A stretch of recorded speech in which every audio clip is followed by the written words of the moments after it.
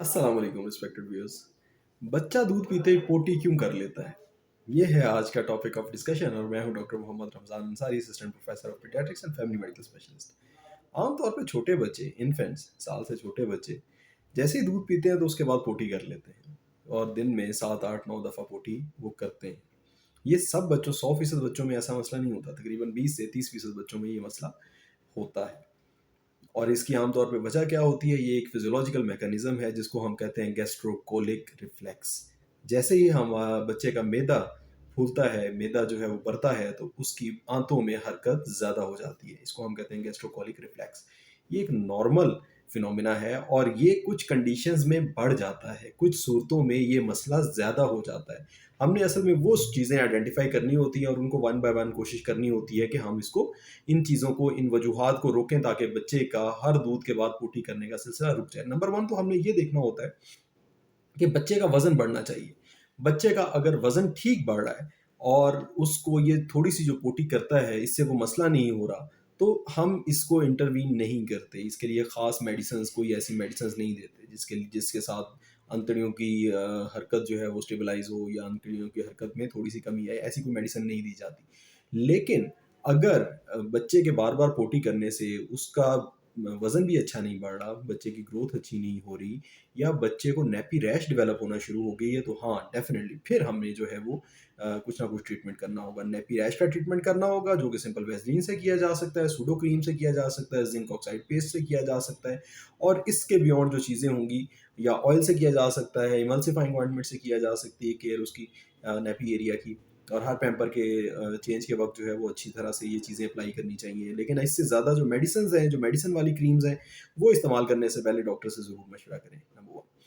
Number 2, اکثر بچوں کو گلا خراب, کھانسی کی یا اسہال کا مرض آیا ہوتا ہے اور اس کے بعد بچے کا لیکٹوز کو ڈائجسٹ کرنے کا میکانزم اب نارمل ہو گیا ہوتا ہے. بچہ لیکٹوز کو نہیں جذب کرتا, لیکٹوز اس کی آنتوں میں رہتا ہے. وہ لیکٹوز جیسے بڑی آنت میں پہنچتا ہے تو زیادہ موشن کرتا ہے اور اس کے ساتھ بہت تیزابی قسم کے کھٹے بو والے موشن جو ہے وہ ہوتے ہیں, اور ان کے ساتھ ریش بھی بہت زیادہ ہوتی ہے. بڑے پیشاب کی جگہ پہ بہت زیادہ ریش بنتی ہے. اس کو کور کرنا, اس بیماری کو ٹریٹ کرنا بہت ضروری ہوتا ہے. وقتی طور پہ بچے کو لیکٹوز فری فارمولا دیا جاتا ہے یا پھر بچے کو لیکٹیز انزائم کے ڈراپس دیے جاتے ہیں, اس سے یہ مسئلہ حل ہو جاتا ہے. نمبر 3, کولک وجہ ہوتی ہے اس کی. بچوں کے پیٹ کا درد, گیس کا مسئلہ اور کولک کا مسئلہ بہت زیادہ ہوتا ہے. یہ کولک کا اور گیس کا مسئلہ جو ہے اس میں اس طرح سے ہوتا ہے کہ بچے کی انتڑیوں کی حرکت بہت زیادہ ہوئی ہوتی ہے. یہ فزیولوجیکل, یعنی یہ ایک نارمل حرکت ہے جو کہ اب نارمل حد تک بڑھ گئی ہوتی ہے, اور اس سے بچے کو درد بھی بہت زیادہ ہو رہا ہوتا ہے, گیس بھی بہت زیادہ بن رہی ہوتی ہے, اور اس کے ساتھ پھر بچہ بار بار پوٹی بھی کرتا ہے اور ہر دودھ کے بعد بھی پوٹی کرتا ہے. اس کو کنٹرول کرنا, کولک کے لیے خاص طرح کے قطرے ہوتے ہیں جو بائی نیم کولک ڈراپس آتے ہیں, وہ اتنے افیکٹو نہیں اور اتنے اچھے نہیں ہیں. ویئر ایز اور میڈیسنز ہیں, اس میں سیمیتھیکون ہوتا ہے, وہ زیادہ بہتر ہیں اس مقصد کے لیے, اور ریکمینڈڈ ہیں, بائی اپرووڈ ہیں فرام FDA, جو کہ امریکن باڈی ہے جو میڈیسنز کو اپروو کرتی ہے ڈفرینٹ بیماریوں میں استعمال کرنے کے لیے. تو سیمیتھیکون کے جو ڈراپس ہیں وہ دینا زیادہ بہتر ہے.